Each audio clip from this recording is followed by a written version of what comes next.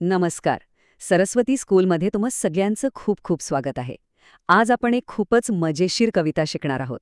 There is a hole in the bucket. आणि हो, फक्त कविताच नाही, तर त्यात लपलेली व्याकरणाची गुप्तीही उलगडणार आहोत. चला तर मग लगेच सुरुवात करूया.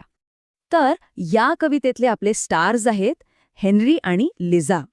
आता बघा, हेनरी कसा थोडासा गोंधळलेला वाटतोय नाही का, आणि लिझा ती मात्र एकदम शांत आणि हुशार दिसते. खरं तर ही अख्खी कविता म्हणजे या दोन मित्रांमधला एक संवाद आहे. ते दोघं मिळून एक मोठी समस्या सोडवायचा प्रयत्न करतात. आजच्या या भागात आपण काय काय करणार आहोत? तर आपण एक प्रसिद्ध कोड सोडवणार आहोत, एक सिक्रेट मेमरी ट्रिक शिकणार आहोत आणि हो, व्याकरणात एकदम एक्सपर्ट होणार आहोत. चला तर मग. चला, आपल्या पहिल्या भागाकडे वळूया. ही कधीही न संपणारी समस्या. त्यांना ती बादली दुरुस्त का करता येत नाहीये? पाहूया.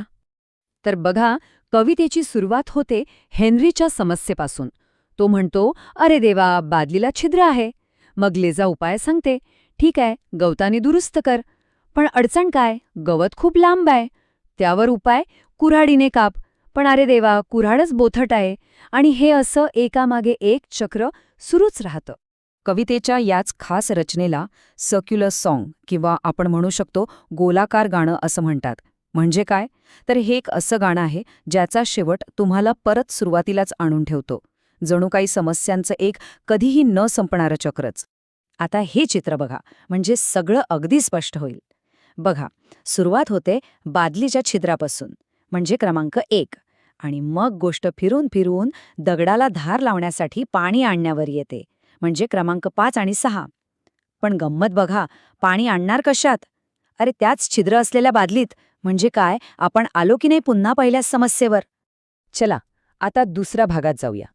इथे आपण एक गुप्त कोड उलगडणार आहोत आणि या कवितेचा जो क्रम आहे ना, तो लक्षात ठेवण्यात एकदम मास्टर होणार आहोत.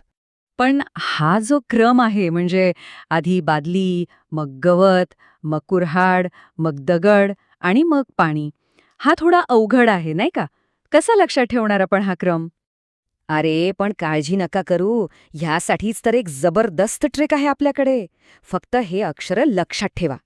BSASW. आता हे लक्षात कसं ठेवायचं? त्यासाठी एक मजेशीर वाक्य आहे. ऐका. बिल्लीची स्ट्रॉ ॲक्सने स्टोनवर वॉटरमध्ये कापली. आहे की नाही एकदम सोपं? मला खात्री आहे आता तुम्ही हा क्रम कधीच विसरणार नाही. ही ट्रिक आवडली असेल तर अशाच आणखी मजेशीर गोष्टी शिकण्यासाठी सरस्वती स्कूलला नक्की सबस्क्राईब करा. बरं, आता आपण पुढच्या भागाकडे वळूया. ठीक आहे, चला, आता आपण सगळे व्याकरणाचे गुप्तहेर बनूया. आणि आपला आजचा विषय आहे मोजणी आणि मापन. या कवितेमध्ये आपण बादली, कुऱ्हाड, दगड, पाणी अशा कितीतरी वस्तू पाहिल्या. पण इंग्रजीमध्ये त्यांच्याबद्दल बोलायचं असेल तर कसं बोलायचं?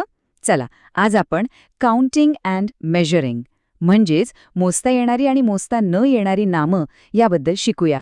तर सगळ्यात महत्त्वाचा मुद्दा हा आहे, इंग्रजीमध्ये ना 2 प्रकारची नामं असतात. एक म्हणजे काउंटेबल नाउन्स, म्हणजे ज्या गोष्टी आपण मोजू शकतो, जसे की 1 बादली, 2 दगड. आणि दुसरी म्हणजे अनकाउंटेबल मटेरियल्स, म्हणजे असे पदार्थ जे आपण थेट मोजू शकत नाही, जसं की पाणी किंवा दूध. आता ज्या गोष्टी मोजता येतात त्यांचं अनेकवचन कसं करायचं? हे मॅजिक प्लुरल मशीन बघा. खूप सोपं आहे. बहुतेक शब्दांना फक्त एस लागतो, जसा होलचं होतं होल्स.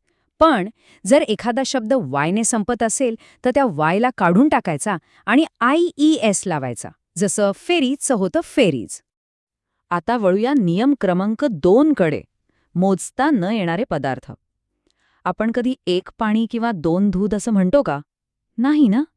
त्याऐवजी आपण त्यांना भांड्यांमध्ये किंवा विशिष्ट प्रमाणात मोजतो. उदाहरणार्थ, ए बकेट ऑफ वॉटर म्हणजे 1 बादलीभर पाणी. आणि हे नियम आपल्या रोजच्या बोलण्यात किती उपयोगी पडतात ते बघा. आपण 1 हॉट चॉकलेट असं म्हणण्यापेक्षा a cup of hot chocolate असं म्हणतो, किंवा 2 दूध असं नाही तर 2 सॉसर्स ऑफ मिल्क असं म्हणतो. यामुळे आपले इंग्रजी आणखी अचूक आणि प्रभावी वाटतं. चला तर मग, आता वेळ झाली आहे एका छोट्याशा क्विझची. आपण जे काही शिकलो ते कितपत समजलंय हे तपासण्याची ही एक छान संधी आहे. तयार आहात? चला पहिला प्रश्न बघूया.